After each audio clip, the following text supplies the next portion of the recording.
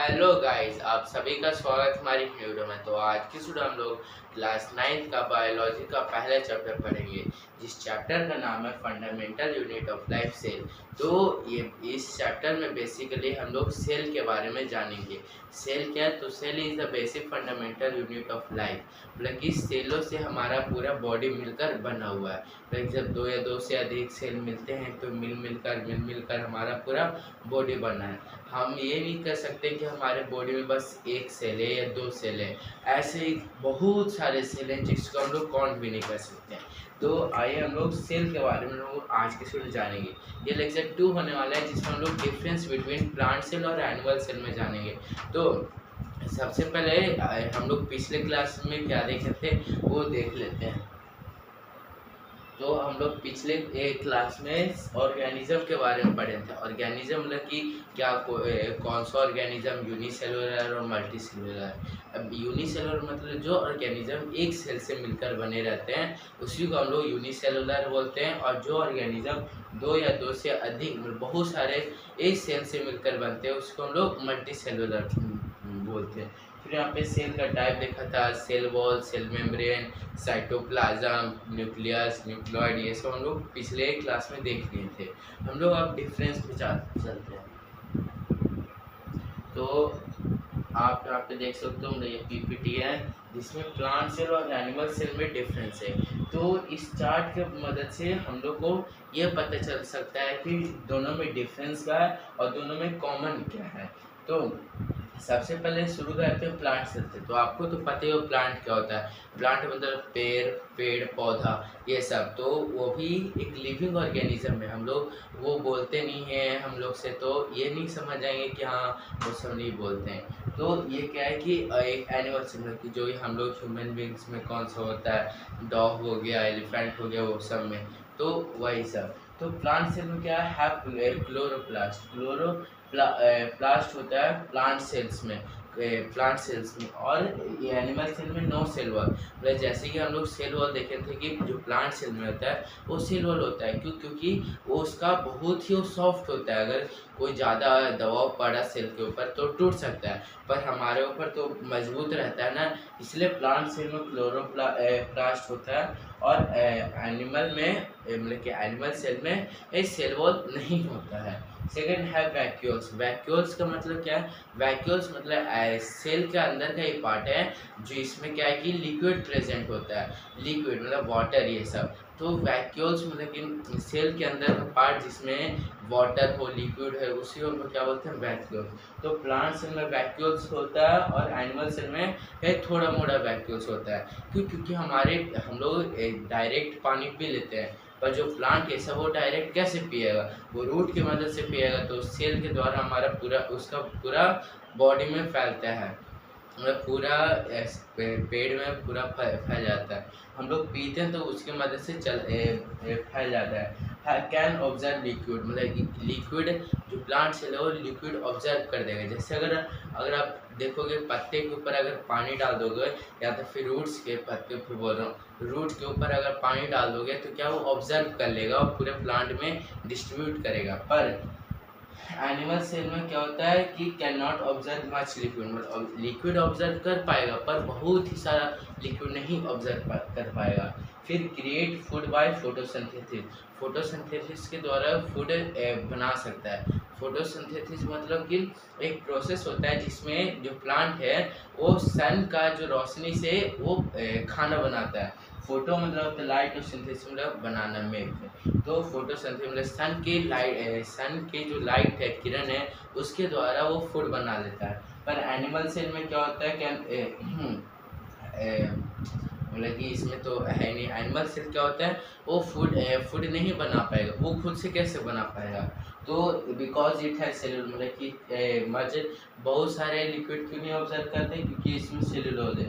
Can perform a variety of cell से मतलब कि इसका जो सेल है मतलब कि जो एनिमल सेल का उसका बहुत सारे डिफरेंट टाइप्स ऑफ सेल, जैसे कि आरबीसी हो गया, रेड ब्लड सेल्स, ये सब क्या है, ये भी एक सेल है। इसमें है cell made up of cellulose. लेकिन इसमें जो सेल होता है वो किससे बनता है? सेलुलोज से। सेलुलोज और हैव लाइसोसोम्स। अब इस दोनों में कॉमन क्या है? कॉमन ये है कि न्यूक्लियस दोनों प्रेजेंट रहता है।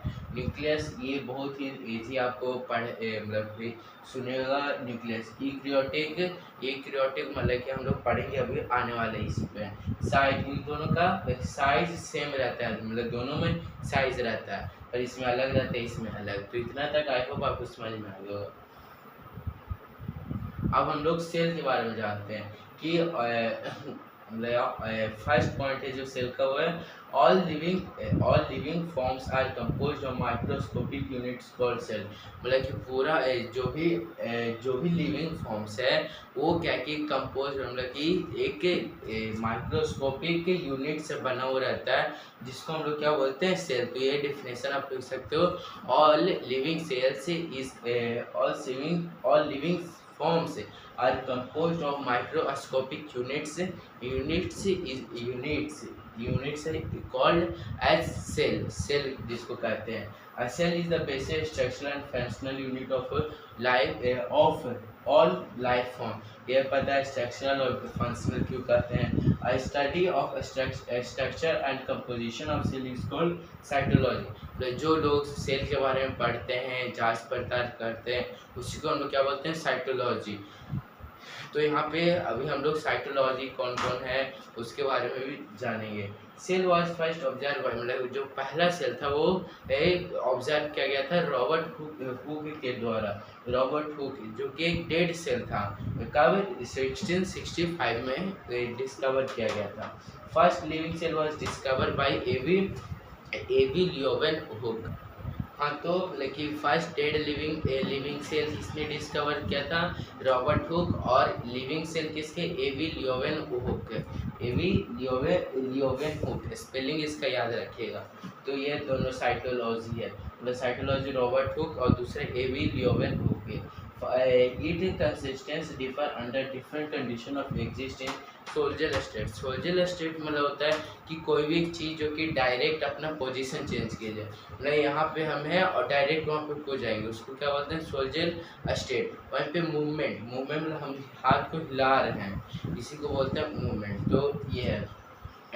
फिर protoplasm is an aggregates of variation chemicals such as waters, ions, salts and others organic molecules like proteins, carbohydrate, fats और न्यूक्लिक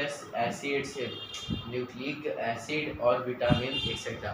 मतलब जो सेल के अंदर बहुत सारे ऐसे न्यूट्रिएंट्स होते हैं, विटामिन होते हैं, ये सब बताया गया। अब सेल थ्योरी मतलब कि कुछ लोग जो साइटोलॉजिस्ट है वो सेल के बारे में क्या बताया, तो मैं आपको बता दूं 3 सेल थ्योरी बनाए गए हैं। और मतलब all cell are composed of all living cells is composed of sales.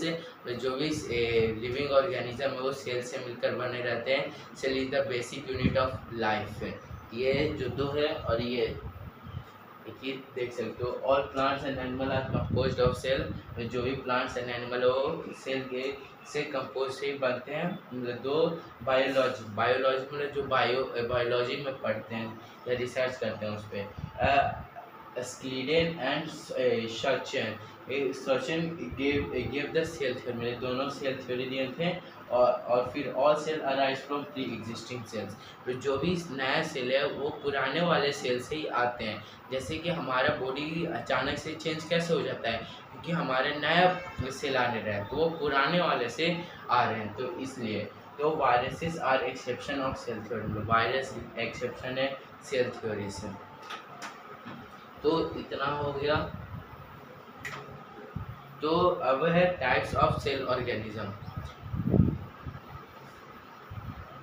अब वो हाँ, तो यहाँ पे हम बोल रहे हैं कि types of cell organism. Cell organism कितने टाइप्स के? तो एक ये होता है प्रोकैरियोटिक और यूकैरियोटिक। इसमें दिया हुआ है प्रोकैरियोटिक से प्रोकैरियोटिक, और ये प्रोकैरियोटिक है, यूकैरियोटिक है, जो कि हम लोग नेक्स्ट वीडियो में पढ़ेंगे। और on the basis of number of cell में कितने क्या है, फंक्शन क्या है क्या नहीं, उसे हम लोग नेक्स्ट वीडियो में जानेंगे। अगर आपकी वीडियो अच्छी लगी तो लाइक और सब्सक्राइब करना मत भूलिएगा। Thanks for watching, bye bye.